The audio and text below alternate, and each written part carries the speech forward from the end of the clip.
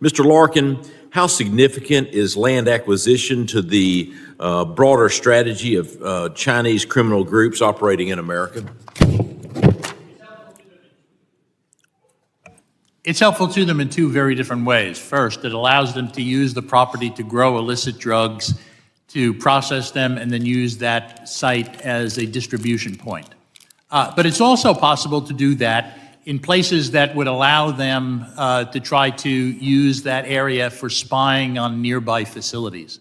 For example, if you had an indoor rather than an outdoor grow, you could not only use that as a basis for developing marijuana that you can then ship elsewhere in the state or across the nation.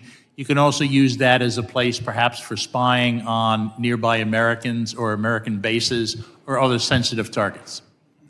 So it's a very dangerous sort of circumstance we have. The problem is federal law doesn't require in detail identification of all the different organizations, entities, companies, or people that have an interest in particular property.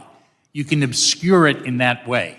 One way this Congress could address this problem is by making clear that you have to identify any and all foreign nationals, particularly Chinese foreign nationals who are potentially associated with the PRC or the CCP, as being real parties in interest in either acquisitions of property by purchase or by leasing, so that you can then put the onus on the people who are the property owners as well as the real estate people to make them help the federal government identify when the PRC and the CCP is involved.